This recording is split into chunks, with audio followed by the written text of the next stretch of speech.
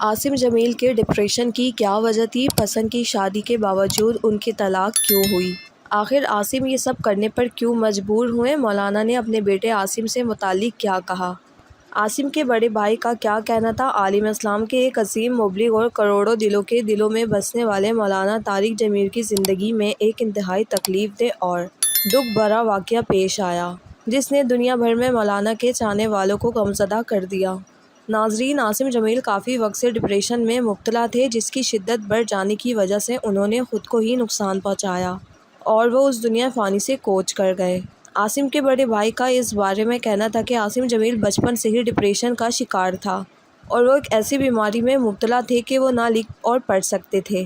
ان کی بیماری پچھلے 6 مہینے سے شدت اختیار کر گئی تھی، جس کی وجہ سے ان کو سنبھالنا بے حد مشکل ہو گیا تھا۔ دوائی سے بھی افاقہ نہیں ہو رہا تھا۔ انہوں نے مزید عاصم کے علاج کے بارے میں انکشاف کرتے ہوئے بتایا کہ عاصم کو الیکٹرک شاٹ بھی دیے گئے تھے، لیکن اس سے بھی کوئی فائدہ حاصل نہیں ہوا۔ ذرائع کے مطابق عاصم نے پسند کی شادی کی تھی اور ان کو اس شادی سے بھی کوئی خوشی حاصل نہیں ہوئی، اس لیے شادی کے بہت کم عرصے بعد ہی ان کی طلاق ہو گئی اور وہ مزید ڈپریشن میں چلے گئے۔ انہوں نے دین اور دنیا دونوں کی باقاعدہ تعلیم حاصل نہیں کی، لیکن اس کے باوجود وہ انتہا کے ذہین تھے۔ انہوں نے صرف سن کر ہی قرآن مجید کے 28 سپارے حفظ کر لیے تھے۔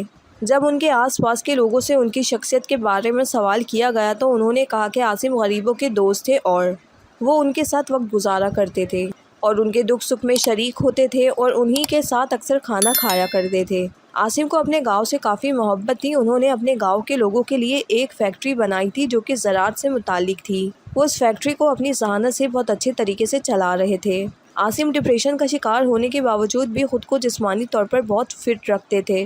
مولانا طارق جمیل نے اپنے بیٹے کی آخری رسومات ادا کرتے ہوئے بیان میں کہا کہ یہ میرا بیٹا تینوں بیٹوں میں سے سب سے زیادہ ذہین تھا۔ اس نے سکھایا کہ غریبوں کے ساتھ کیسا سلوک کرنا چاہیے۔ اس گاؤں میں ہر غریب کے ساتھ اس کا اٹھنا بیٹھنا تھا اور یہ غریب عاصم سے بے حد پیار کرتے تھے۔ مولانا نے مزید کہا کہ یہاں ایک پاگل رہتا ہے جو صرف ایک چہرے کو پہچانتا تھا اور وہ عاصم کا چہرہ تھا۔ عاصم اس کو اپنے میلے کچیلے کپڑوں کے باوجود اپنی گاڑی میں بٹھاتا اور اپنی فیکٹری ساتھ لے کر جاتا تھا اور وہ وہاں نائی کو بلا کر اس کے بال کٹواتا تھا۔ اس کے علاوہ وہ لوگوں کے بے حد امداد کرتا تھا اور وہ میری اولاد میں سب سے زیادہ دین سے لگاؤ رکھنے والا تھا اور وہ کہتا تھا کہ مجھے اس دنیا سے جلدی جانا ہے اور میں اپنے اللہ سے ملاقات کرنا چاہتا ہوں۔ مولانا طارق جمیل نے لوگوں کو اپنے دکھ میں شریک ہونے پہ شکریہ ادا کیا اور کہا کہ وہ ان حالات میں بھی اللہ سے راضی ہیں۔